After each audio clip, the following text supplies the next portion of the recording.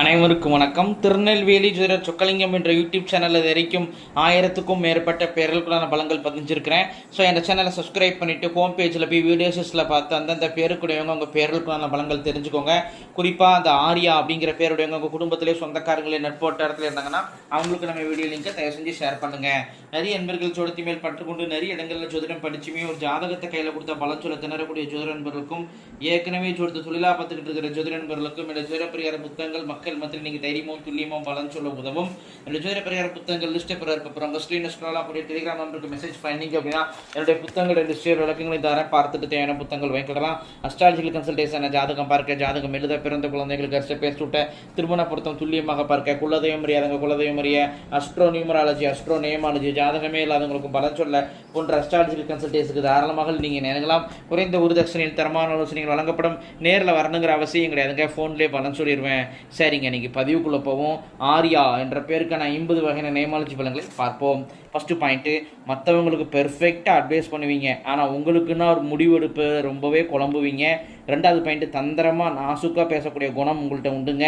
மூணாவது பாயிண்ட்டு, சாப்பிட்ட சாப்பாடு புளிச்ச ஏப்பம் அசிடிட்டி ப்ராப்ளம் உண்டு. நாலாவது பாயிண்ட்டு, சவுண்டாக ஸ்பீடாக பேசுவீங்க. அஞ்சாவது பாயிண்ட்டு, அப்பா கூட பிறந்தவங்க ஒருத்தவங்களுடைய வாழ்க்கை பாதிக்கப்பட்டிருக்கும். ஆறாவது பாயிண்ட்டு, புத்திசாலியாக இருப்பீங்க. ஏழாவது பாயிண்ட்டு, யூரினரி பிரச்சனை உண்டு. எட்டாவது பாயிண்ட்டு, வரவும் செலவும் சரியாக இருக்குங்க, சேமிப்புங்கிறது இருக்காதுங்க.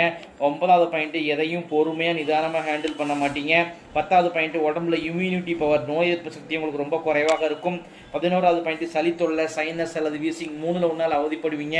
12வது பாயிண்ட், உடல் சூடு உங்களுக்கு அதிகமாக இருக்குங்க. இதன் காரணமாக அடிக்கடி தலைவலி, கண்ணெரிச்சலால் அவதிப்படுவீங்க. 13வது பாயிண்ட், டாய்லெட் போகக்கூடிய ஆசனவாய் சூடு அப்படிங்கிறது உங்களுக்கு இருந்துகிட்டே இருக்கும். 14வது பாயிண்ட், கடன் பிரச்சனை உண்டு. 15வது பாயிண்ட், கூட பிறந்தவங்களால் ஒரு மனக்கவலையும் ஒரு மன விரக்தியும் சந்திப்பீங்க. 16வது பாயிண்ட், உங்கள் அப்பா உங்கள் தாத்தாவுக்குலாம் திரித்திரப்பணமே சரியாக கொடுத்துருக்க மாட்டாருங்க. பித்ரு சாபம்ங்க, அவசியம் திரித்திரப்பணங்கள் கொடுக்கணும். 17வது பாயிண்ட், இதன் காரணமாக ஒரு குழந்தை உங்களுக்கு ஒரு ஏமாற்றத்தை கொடுத்திருக்கும். 18வது பாயிண்ட், அப்பா டாமினேட்டடாக இருப்பார். 19வது பாயிண்ட், அம்மா அப்பாவுக்கு இடையே ஒற்றுமை குறைபாடு பிரச்சனை உண்டு. 20வது பாயிண்ட், அப்பாவுக்கு எந்த ஒரு விஷயத்தையும் சண்டை போடக்கூடிய ஒரு குணம் உண்டுங்க. 21வது பாயிண்ட், உங்களுக்கு எந்த ஒரு விஷயத்தையும் ஏன் எதுக்குன்னு ஆர்கியூமெண்ட் செய்யக்கூடிய குணம் உண்டு. 22வது பாயிண்ட், அம்மாவுடன் கருத்து வேறுபாடு உண்டு. 23வது பாயிண்ட், அம்மாவுக்கு ஹெல்த் பிரச்சனைகள் இருக்கும். 24வது பாயிண்ட், அம்மா வழியில் அற்ப ஆயுளில் இறந்து போனவங்க உண்டு. அவங்களை நினச்சி அம்மாவாசை தரும், தயிர் சாதனம் கொடுப்பது உங்களுக்கு புண்ணியத்தை தரும். 25வது பாயிண்ட், அம்மா கூட பிறந்தவங்க ஒருத்தங்களுக்கு கல்யாண வாழ்க்கையை பாதிக்கப்பட்டிருக்கும். 26வது பாயிண்ட், சோம்பேறித்தனமும் பிறவு பார்த்துக்கலாங்கிற அசால்ட் தனம் உங்கள்கிட்ட இருக்குங்க. 27வது பாயிண்ட், வீட்டில் அம்மா ராஜ்யம் தாங்க, அல்லது அம்மா நல்ல வேலையில் நல்ல அதிகார பதவியில் இருப்பாங்க. 28வது பாயிண்ட், உங்களுக்கு நீங்கள் வேலை பார்த்தாலும் சரி, தொழில் செஞ்சாலும் சரி, அதில் அடிக்கடி இடமாற்றங்கள் ஏற்படும் அல்லது அடிக்கடி பயணம் செய்வீங்க. 29வது பாயிண்ட், அலைச்சலான வேலை, அலைச்சலான தொழில் தாங்க உங்களுக்கு யோகத்தை கொடுக்கும்.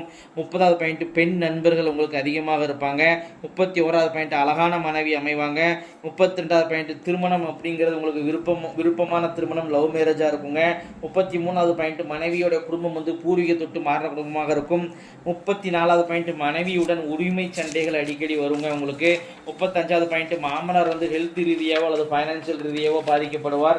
36வது பாயிண்ட், குதர்க்கமாக பேசுவதில் வல்லவராக நீங்கள் இருப்பீங்க. 37வது பாயிண்ட், ஈகோ குணம் உண்டு. 38வது பாயிண்ட், சுதந்திர விரும்பியாக இருப்பீங்க, உங்கள் முடிவில் மற்றவங்க தலையிட விரும்ப மாட்டீங்க.